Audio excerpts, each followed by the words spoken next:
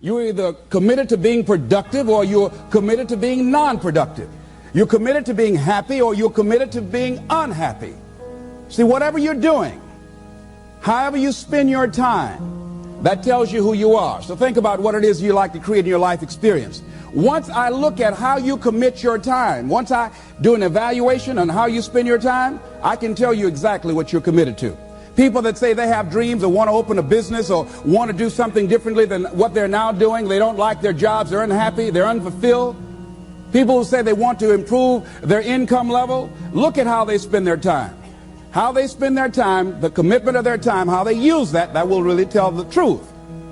People who said, I'd like to do better, but you don't find them in vocational or technical schools upgrading their skills and their knowledge, how they spend their time, that will tell you what's going on. People who say they want to normalize their weight, they want to be healthy, but every time you see them, they're eating, that will tell you that they're committed to being obese for the rest of their lives. People tell you they want to stop smoking and they're lighting up at that time.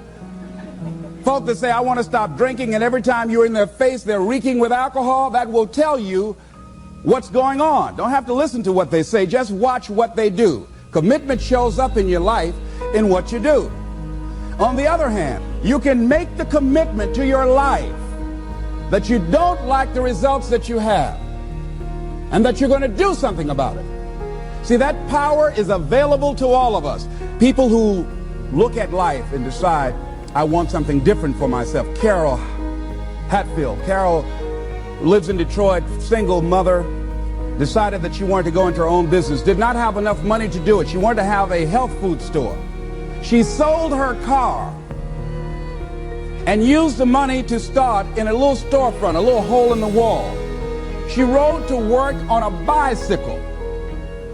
And then when she got enough money, she bought a motor scooter and did that for a long time. She's now a very successful person. She now has 3 health food stores.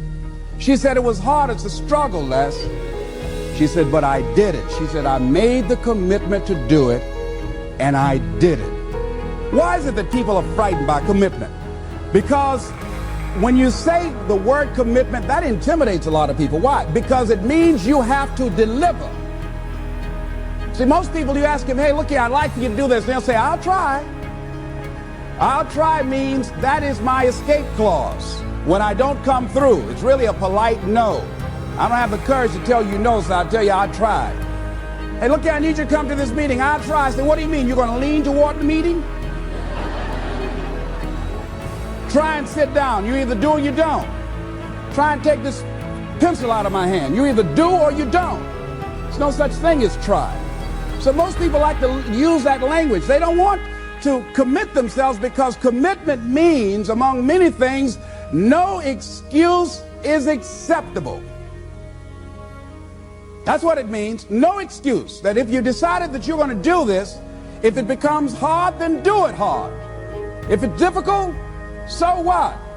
If it's inconvenient, so what? See, a lot of people made a commitment to come here tonight, but they looked outside and said, it's raining. The temperature dropped. It's cold outside. And they decide to give up on their commitment. And that's how people do about their dreams. They don't honor their commitment to themselves. Let me tell you what happens when you don't keep your commitment. Number one, it begins to deplete your self-esteem and it erodes your self-image. It weakens your faith in yourself. You don't feel good when you don't keep your commitments. The other thing is that you begin to develop weak relationships with people. People begin to realize they can't depend upon you. They can't rely on you because you won't keep your word. You've established that kind of reputation. Just think, what would your life be like if you decided to keep your commitments? What will all of our lives be like if we decided to keep our commitments? That we decided to do the things that we said that we were going to do.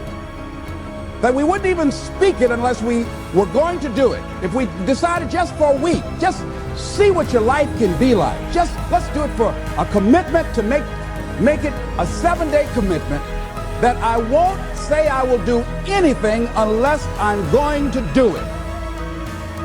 And find out what your life will be like. Let me tell you what, if you follow it through, if you keep your commitment to the commitment, At the end of the 7 days, you'll feel strong and powerful. Because by honoring your commitment, each time that you do, that empowers you. Whatever discipline that is required, whatever it is that you must do. So I'm suggesting, number one, commit yourself to live in the present. I saw the movie, The Dead Poets Society, Robin Williams, and they had a line in there, seize the moment. Many of us are not able to move forward and develop and manifest our greatness because we spend so much time looking back or worrying about the future. So you want to begin to find something that is manageable, that you know that you can do. The next thing, in beginning to keep your commitments to yourself, have some friends that will hold you accountable, that won't let you off the hook, that won't tolerate anything less than the best from you. People that will support you in this new way of being, in this new state of consciousness. The other thing is that important is have a contingency plan. See, many times when you make a commitment to do something, there are some other variables that will happen that you can't control or you perhaps did not think about. So you want to have some other plans going on. You want to become creative. See, most people don't keep their commitments because when something goes wrong, they just stop. They don't have a contingency plan. So they don't know what to do next. Start being creative. If you challenge yourself, many times we say, I don't know what to do. And I always ask myself, but if you did know what to do, Les, what will it be? That activates another part of my mind. I start thinking about the possibilities and just experimenting. But many of us just stop dead in our tracks. I don't know what to do. You do know what to do. You've got genius in you. Challenge yourself. Push yourself. Make yourself come up with something. Use your imagination. And what you will find is that you know more than you realize that you know. That you're more creative and more resourceful than you realize that you are. And as you do that, the more you do it, the easier it will become. At first, it's going to be a struggle. And after you get into a certain level of consciousness, you will ask yourself, how is it that I didn't see this before? At the level that I'm managing my business now, they say consciousness is what we are. I literally look at myself and say, how is it that I didn't do this before? Why is it that I couldn't see this before? And the reason that I didn't see it before, because I didn't challenge myself. I didn't put myself out here. See, the reason that most of us go through life never discovering our true greatness, literally walking, breathing corpses, the uncommitted life isn't worth living.